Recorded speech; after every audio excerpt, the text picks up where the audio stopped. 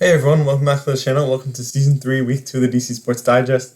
Not a great week in DC Sports this week, just kind of unfortunately sad, typical week, but we still have to talk about it, and there's a lot to discuss. So without further ado, let's just get started.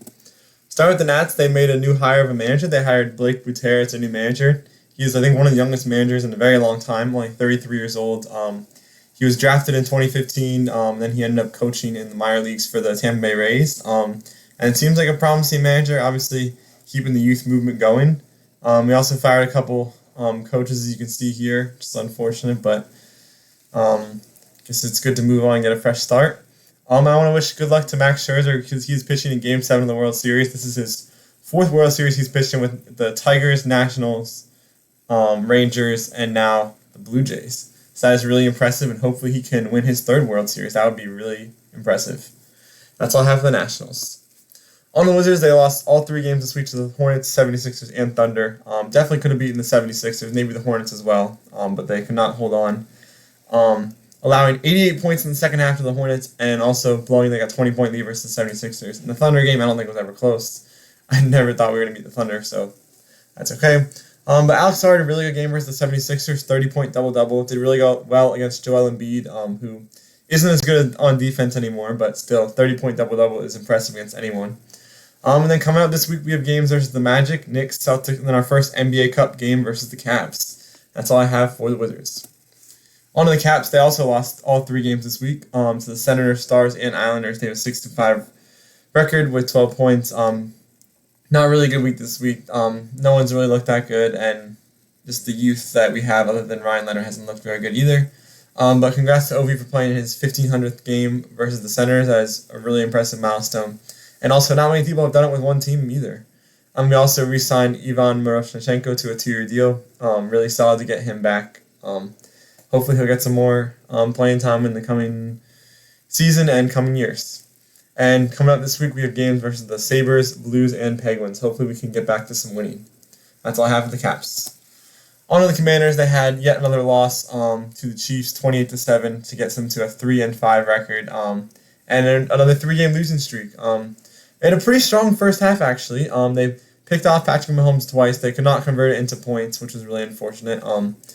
We also, Devo dropped a pass, and that was intercepted as well. So it's a really odd first half.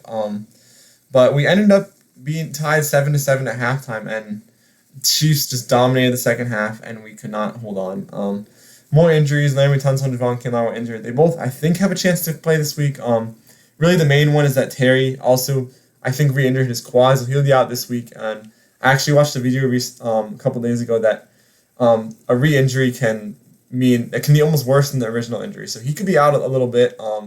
I think there's a chance he doesn't play again until Week 13 versus Denver after our bye, which is really unfortunate. He's going to miss probably 7 or 8 games this season. But hopefully by that point he can be healthy and be healthy the rest of the week. So he actually looked pretty good. He had 2 really impressive toe tap catches, including one for a touchdown. Then he had another catch, which was pretty impressive, especially playing against one of the best corners in the league, Trent McDuffie on the Chiefs. So yeah, it's really unfortunate he's been super injured this year. It just was unfortunate situation we couldn't get a deal done with him, and that kind of just ruined the vibe of the season. But Jaden Daniels is playing this week versus the Seahawks, so we need to win this game.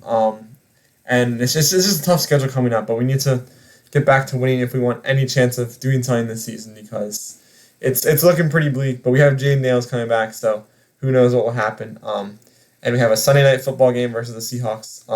We'll see the debut of those Super Bowl era jerseys, so I'm really excited for that. And hopefully we can get a much-needed win. And that's all I have for the Commanders. On other DC sports news, not much now, but there will be some more this week because Washington Spirit have a game today versus Utah, and then next week they will have their first playoff game, so that'll be really exciting. And DC Power has their next game tomorrow versus Dallas. Weekly awards are really not going to do much. I'm just going to give Alex Starr the player of the week for that 30-point double-double versus 76ers. Not really any game of the week or team of the week because we haven't had any team win a game this week, which is really sad and unfortunate. But I guess congrats to the Nats for getting a new manager. That's always, it's good to see us have a fresh start, I guess.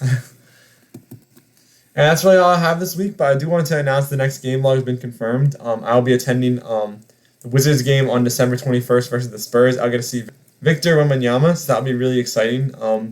And hopefully Wizards will look good against him. So yeah, Alex Sarr faces off against his fellow Frenchman, Wembanyama. Yeah, that's all I really have this video, so thanks for watching. Check out the Instagram and like and subscribe. I'll see you guys in the next one. Bye.